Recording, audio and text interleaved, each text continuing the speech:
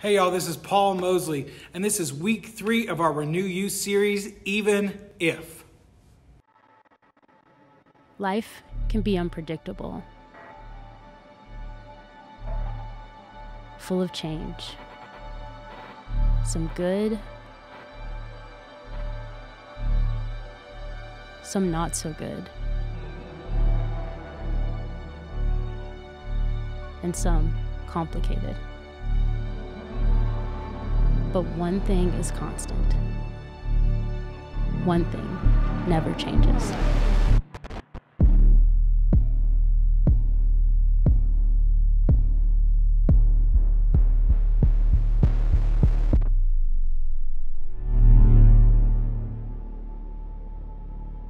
So when I was a junior in high school, I decided to try out for theater.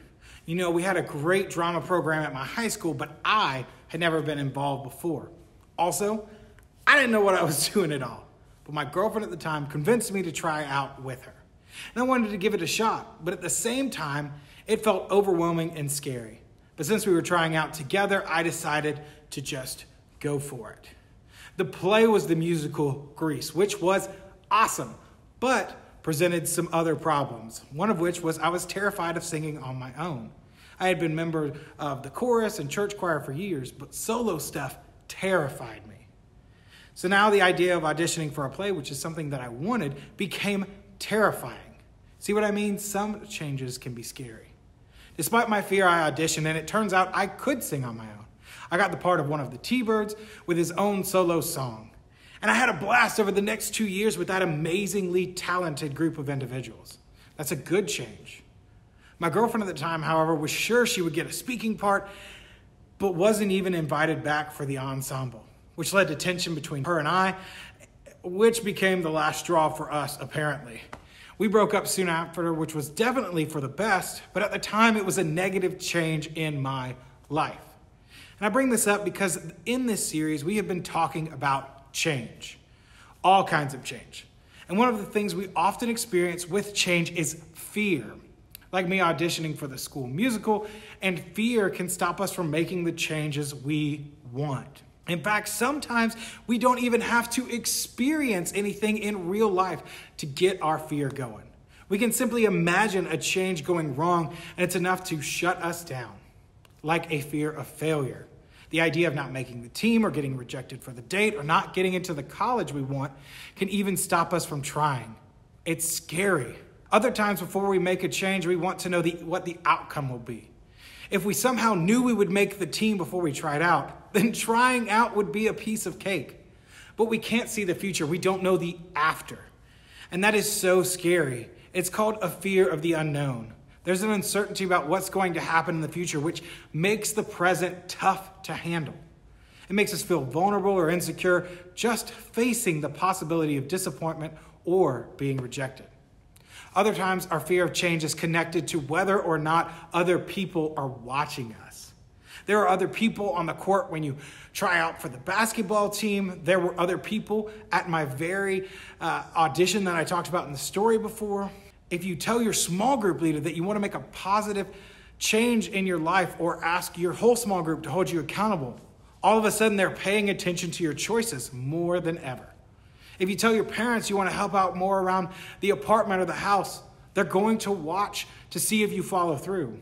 Because let's be honest, if I wanted to make a change and the only person who knew whether I succeeded or failed was me, that's one thing. But as soon as other people are involved, it feels different. It really feels less like a fear of the unknown and more like a fear of rejection. And rejection hurts, and it can lead us to feeling judged, made fun of, or left out. And that's how it feels. The list could probably continue forever, but you get the idea. Making a change isn't easy. Fear of failure, fear of the unknown, fear of rejection, I get.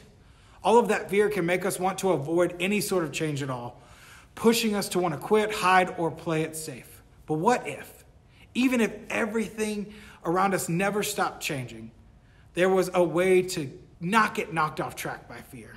See, as we talked about in part 2 of this series, the Hebrew people are an important part of the Christian faith. They were the group of people God chose to remain connected with in a special way. In fact, eventually Jesus would be born out of this group. Most of what we call the Old Testament tells the history of the Hebrew people. And you don't have to get very far into their story to realize they did not have it easy. As a people, they spent a lot of time being defeated or captured by other larger, more powerful groups of people. And at one point, the Hebrew people went to Egypt to escape a terrible famine. They ended up staying there and growing so large in number that they started to be seen as a threat to the Egyptians. This scared the Egyptians so much that in order to control them, they enslaved the Israelites. And so the Hebrew people cried out to God to rescue them, and God listened and sent a man named Moses to lead them out of slavery. Through Moses, God set them free from slavery and committed to lead them to an incredible land of their very own, a land they called the Promised Land. Israel's story doesn't get easier, though. They still wandered through the wilderness for a long time, and I'm talking decades, before they finally landed on the outskirts of the Promised Land. Upon arriving, they wanted to check it out before moving in. I mean, after all what they had been through in Egypt, who could blame them? They sent 13 spies into the land they were hoping to make their own, to see what this promised land was like. And here is their report. They gave Moses this account. We went into the land which you sent us, and it does flow with milk and honey. Here is its fruit. Sounds good, right? They discovered the land was absolutely beautiful. It was everything they dreamed it would be, but look what follows in the next verse. But the people who live there are powerful, and their cities are fortified and very large. It was all good until they noticed that there were people living there who appeared to be powerful and appeared to have built cities that seemed indestructible. In fact, the King James version of the verse that follows says, "And there we saw giants, and we were in our own sight as grasshoppers. And so we were in their sight." Could you imagine what it would take for you to see something so big and think of yourself as a grasshopper? The majority of the spies went to tell the Israelites there was no way they could live there because they were too afraid.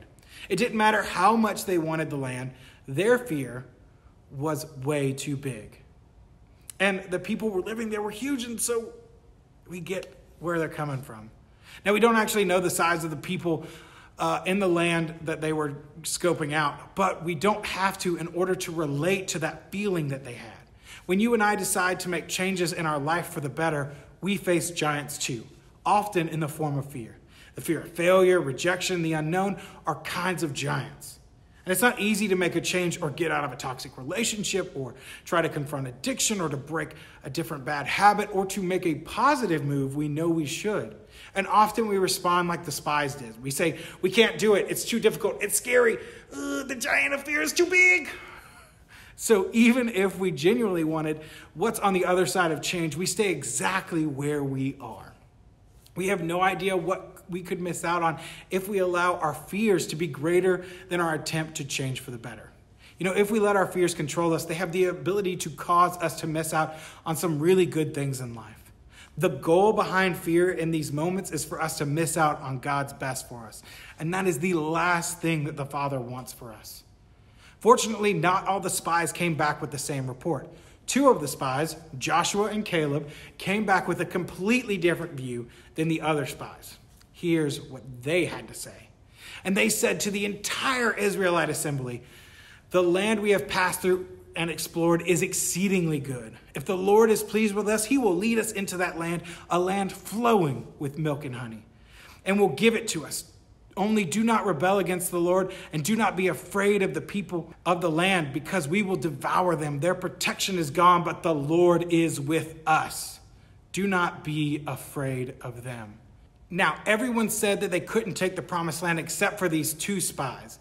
Was their response so different? Because their fear didn't get the last word. They knew their fear was not the end of the story. They saw God as part of the story, and he had gotten them this far. Even if they were afraid, God could meet them on the other side of their fear. They knew that now was the time to flex their ability to trust in the Lord. Does that mean that they weren't scared? No way. They probably were scared. But here's the thing about trusting God. It's not about not being scared. It's about following him even though you're scared. Remember it this way. you can have courage even if. Those giants may have been real, and their fear definitely was real. But they knew they could have courage because of who God is. So they trusted him and took that leap of faith. If they had their fear run the show, they would have given fear the final word of the story. They knew God would meet them on the other side of their fear, no matter how real it felt. You and I can do the same thing when it comes to the areas of life where we want to make changes. You can have courage even if you're afraid. It might be scary before we make the change, but it will be so worth it after.